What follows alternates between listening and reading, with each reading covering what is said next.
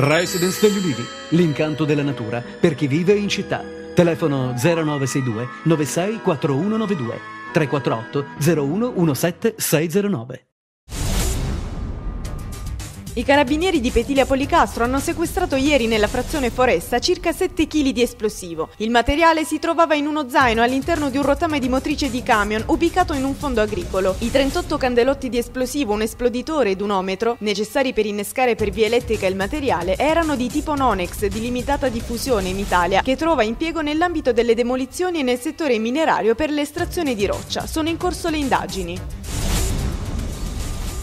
Si insedierà domani alle 12 a Catanzaro il nuovo governatore della Calabria, Giuseppe Scopelliti, che ha scelto di rimanere per il momento a Palazzo Alemanni. Nessuna novità invece per la formazione della nuova giunta regionale, se non il fatto che Scopelliti terrà la delega alla sanità e che il suo vice sarà Pino Gentile. Secondo le dichiarazioni dello stesso Scopelliti ci vorrà infatti qualche altro giorno anche per far combaciare gli equilibri politici e territoriali. È iniziato intanto il toto assessori.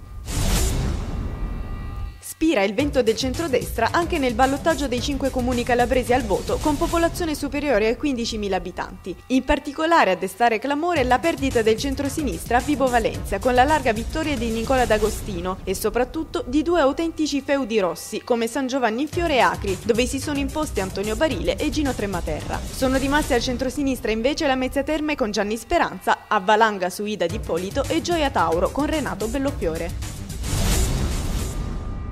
Si è insediato ieri mattina presso il Tribunale di Crotone il nuovo presidente della sezione penale. Si tratta di Massimo Forciniti, 43enne magistrato di terza valutazione. Fino al 2005 impegnato a Catanzaro e proveniente da Roma, dove negli ultimi anni ha lavorato in diverse commissioni del CSM. Nel corso della cerimonia presieduta dal presidente del Tribunale Maria Luisa Mingrone, il procuratore Raffaele Mazzotta ha lanciato l'allarme sulla carenza di organico negli uffici giudiziari crotonesi.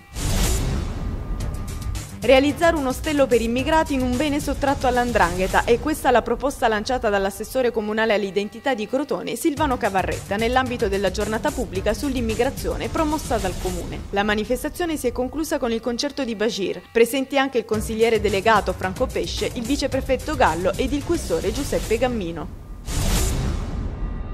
La Pinacoteca Civica di Reggio Calabria accoglie una ricca collezione di dipinti su vetro e tela di storica proprietà del comune. Reggio infatti si riappropria di 20 opere d'arte che ricostruiscono la memoria storica della comunità calabrese, dopo essere state affidate in custodia al Museo Nazionale per una convenzione stipulata circa 60 anni fa tra il comune ed il Ministero della Pubblica Istruzione. Alla presentazione era presente anche il sindaco e neogovernatore della regione Giuseppe Scopelliti.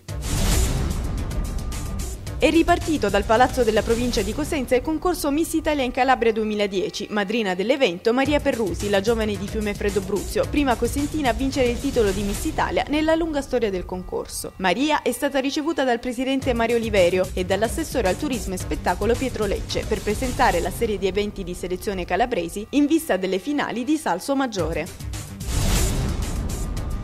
Si è tenuta ieri nel Palazzo San Giorgio a Reggio Calabria la conferenza stampa della quinta edizione dell'Arcobaleno Motor Show 2010, alla presenza del pilota di Formula 1 Giancarlo Fisichella, testimonial della manifestazione. Su Corso Garibaldi è stato anche allestito uno stand della scuderia Ferrari, con la F248 in mostra in anteprima per la città dello Stretto. Il Motor Show si terrà sul lungomare Falcomatà dal 28 maggio al 2 giugno per diffondere un messaggio importante di legalità e sicurezza stradale. La Serie B non conosce soste e si prepara a scendere in campo questa sera, ore 20:45, nell'ultimo turno infrasettimanale della stagione, valido per la 35esima giornata del campionato cadetto. Gara casalinga per il Crotone di Lerda, che dopo l'ottima vittoria di Ancona ospita allo Scida il Modena di Apolloni, reduce dal pari interno contro il Sassuolo. Proprio i neroverdi attendono la regina Albraglia, Amaranto che dovranno fare a meno del centroavanti Bonazzoli, fermato per un turno dal giudice sportivo, e con Carmona in forte dubbio.